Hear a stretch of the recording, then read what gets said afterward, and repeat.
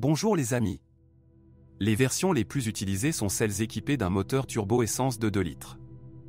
Les dysfonctionnements typiques, étirement prématuré de la chaîne de distribution et augmentation de la consommation d'huile, sont caractéristiques principalement de la génération 2.0 TFSI Gen.2. En 2013, le moteur a été modernisé, génération Gen.3, et le problème d'étirement précoce de la chaîne et de fuite d'huile a été éliminé. Il est souvent possible de se débarrasser de l'augmentation de la consommation d'huile après avoir remplacé le séparateur d'huile par un séparateur modernisé. De plus, un séparateur d'huile défectueux entraîne un ralenti instable du moteur et une baisse de traction. Après 100 000 km, les bobines d'allumage doivent être remplacées. Bientôt, avec l'arrivée du froid, la montée en température du moteur ralentit dans les voitures équipées de S-Tronic. Le moteur et le robot utilisent le même circuit de refroidissement. Le coupable est le thermostat de la boîte. Parfois, il est nécessaire de réparer la turbine, ou plus précisément l'actionneur. La base 1.4 TFSI est apparue en 2014. Il n'y a pas encore de plainte sérieuse concernant le moteur de la part des propriétaires d'Audi Q3. Il n'y a aucune plainte concernant le moteur diesel de 2 litres. D'après l'expérience de l'utilisation de l'unité dans d'autres modèles vagues, les premiers problèmes ne surviennent qu'après 300 000 km. Le 2.0 TDI a reçu un entraînement par courroie de distribution. La réglementation impose son remplacement tous les 150 000 km. En plus de la courroie, les mécaniciens conseillent de mettre à jour la pompe, qui peut fuir.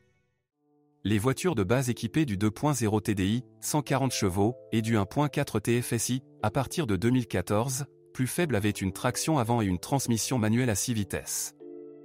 Le TFSI de 2 litres et le TDI plus puissant étaient équipés d'une boîte de vitesse robotisée S-Tronic à 7 rapports et d'un système de transmission intégrale 4 roues.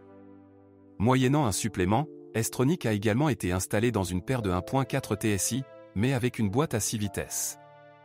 La S-Tronic à 7 rapports est une transmission à double embrayage DQ5 développée par LUK. Cette version du robot est considérée comme l'une des plus abouties. Cependant, des dysfonctionnements surviennent, mais pas trop souvent. Dans les voitures des premières années de production, du bruit a été observé lors du changement de vitesse. Dans un premier temps, les services officiels ont remplacé la mécatronique, puis Audi a recommandé de simplement mettre à jour le firmware du calculateur de la box. Parfois, la mécatronique nécessitait une intervention. L'embrayage S-Tronic dure généralement longtemps. Le robot a besoin d'un renouvellement périodique du fluide de travail.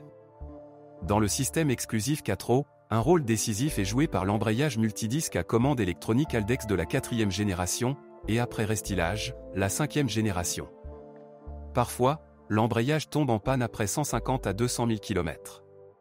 Habituellement, sa fonctionnalité peut être restaurée après le remplacement de la vanne de régulation.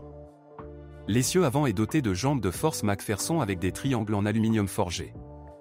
L'essieu arrière a une conception à 4 bras. La suspension est assez durable. Les blocs silencieux des leviers avant s'usent après 100 000 à 120 000 km. Les cylindres-blocs arrière sont généralement donnés en premier. Vient ensuite le tour des roulements de support. Les blocs silencieux des leviers de l'essieu arrière dureront au moins 120 000 à 150 000 km. Les amortisseurs avant et arrière s'étendent sur 100 à 120 000 km. Après 7 à 9 ans de fonctionnement, une bobine de l'un des ressorts arrière peut se briser. Les roulements de roues avant et arrière sont remplacés comme un ensemble avec le moyeu. Le plus souvent, vous devez mettre à jour les roulements arrière, généralement après 100 à 150 000 km.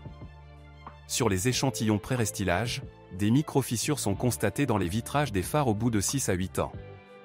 Le moteur du chauffage peut devenir bruyant après 100 à 150 000 km. L'ensemble doit être démonté, dépoussiéré et lubrifié. Avec l'âge, la bague de la tige d'essuie-glace du conducteur s'use. Les réparations sont peu coûteuses et simples. Si vous connaissez d'autres dysfonctionnements de modèle, assurez-vous d'en parler.